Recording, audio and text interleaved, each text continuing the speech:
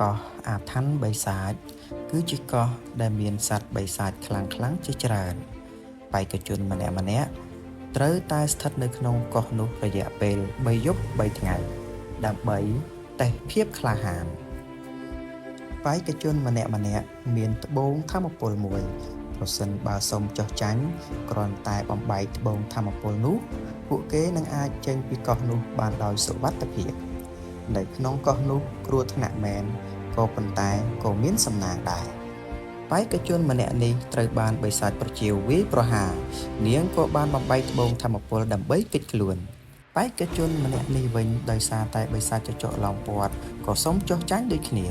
ប៉ុន្តែបេក្ខជនគ្រុឌរូបនេះក៏បានប្រយុទ្ធជាមួយនឹងបិសាចរហូតដល់អាចយកឈ្នះវាបានបោះស្បាកំពុងតែអង្គុយសមាធិស្រាប់តែបិសាចអង្គុយវាយប្រហារនាងដោយវាមានចំនួនច្រើនធ្វើឲ្យបោះស្បាត្រូវរបួសជាខ្លាំងបោះស្បាក៏បានប្រើប្រាស់វិជ្ជាបំផ្ទុះធម្មពលអំបូរមនុស្សនិងគ្រុឌលាយគ្នាពេលនោះបោះស្បាបានឡើងដល់កម្រិតទី7ថ្នាក់កំពូលហើយក៏សម្លាប់សត្វនោះទាំងអស់តែម្ដងត្រឹមតែមួយថ្ងៃសោះបេក្ខជនជាច្រើនបានបោះបង់ការប្រកួតអស់ទៅហើយបោះស្បាគិតក្នុងចិត្តថាប្រសិនបើចូលកាន់តែជ្រៅប្រកាសជាជួបសត្វបិសាចកាន់តែច្រើនក៏ប៉ុន្តែប្រហែលជានឹងមានសំណាងផងដែរ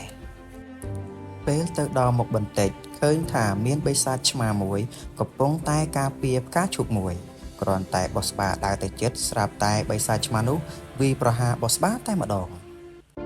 ការប្រយុទ្ធគ្នារវាងបិសាចឆ្មានិងបោះស្បាក៏បានកើតឡើងឆ្មានោះមានកម្រិតថាមពលខ្ពស់ជាងបោះស្បាក៏បានប្រើប្រាស់ដែនលំហអាឡោះអាល័យរបស់នាងជាលើកដំបូងតើបោះស្បាអាចយកឈ្នះបិសាចឆ្មានោះបានដែរឬទេសូមរងចាំតាមដានទស្សនាភាគបន្ត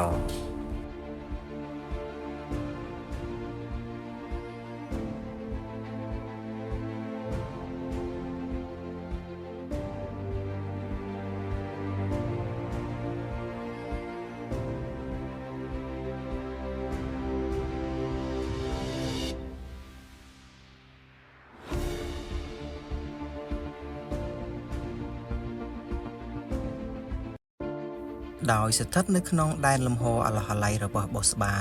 បិសាចឆ្មាក៏នឹកឃើញរឿងកន្លងគូស្នេហ៍របស់គេបានស្លាប់បាត់ទៅហើយដួងព្រលឹងដែលនៅសេសសល់របស់គូស្នេហ៍គេក៏បានស្ថិតនៅក្នុងផ្កាឈូកនោះបោះស្បាឃើញដូច្នេះក៏បញ្ឈប់ដែនរបស់គេបន្ទាប់មកក៏បាននិយាយជាមួយឆ្មាថាតាមពិតឯងវាយប្រហារយើងពីព្រោះឯងចង់ការពារព្រលឹងរបស់គូស្នេហ៍ឯងមែនទេ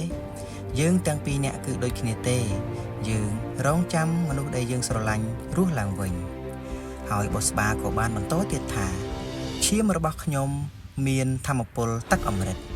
វាប្រហែលជាអាចជួយដល់គូស្នេហ៍របស់ឯងឲ្យមានធម្មពលព្រលឹងឡើងវិញបានពេលនោះផងដែរបោះស្បាក៏បានប្រើប្រាស់ឈាមរបស់គេคล้ายទៅជាធម្មពលដើម្បីឲ្យព្រលឹងឆ្មានោះស្រូបយកមិនយូរប៉ុន្មានស្រាប់តែរាងកាយរបស់បិសាចឆ្មាក៏បានផុសចេញមកពួកគេទាំងពីរនាក់បានជួបគ្នាម្ដងទៀតហើយដោយសារតែសេចក្តីដឹងគុណឆ្មាទាំងពីរនាក់នោះក៏បាននាំបោះស្បាទៅកាន់កន្លែងមួយកន្លែងនោះស្រាប់តែមានវិជាសម្ងាត់របស់អំបូរយៈបោះស្បាក៏បានចាប់ផ្ដើមស្វែងយល់ពីវិជាសម្ងាត់របស់អំបូរយៈនោះកំពុងតែស្វែងយល់ស្រាប់តែបិសាចខ្យាតអមរីក៏បានចូលមកដល់ម៉ែវទាំងពីរក៏បានជួយដើម្បីពន្យាពេលដល់បោះស្បាដើម្បីធ្វើការបន្តស្វែងយល់ប៉ុន្តែសត្វបិសាចខ្យាតអមរីនោះខ្លាំងពេកហើយម៉ែវទាំងពីរបានត្រូវរបួសបាត់ហើយបោះស្បាក៏បានបញ្ចេញកូនក្រក់របស់គេឲ្យមកជួយម៉ែវទាំងពីរនោះត្រឹមបិសាចខ្យាតអមរីប៉ុណ្ណឹងកូនក្រក់ឲ្យស្ពៃអាអូនបោះស្បាបានស្វែងយល់ពីសិលាចារឹករបស់អំបូរយៈដោយជោគជ័យពេលនោះបោះស្បាគិតថាហេតុអ្វីបានជានៅទីនេះមានសិលាចារឹករបស់អំបូរយៈដូច្នេះបោះស្បាក៏បន្តទៀតថាគេនឹងបន្តរុករកប្រាសាទបុរាណនេះដើម្បីស្វែងរកការពិតតើបោះស្បានឹងរកឃើញការពិតអ្វីខ្លះនៅក្នុងការរុករកនេះសូមរងចាំតាមដានទស្សនាភាគបន្ត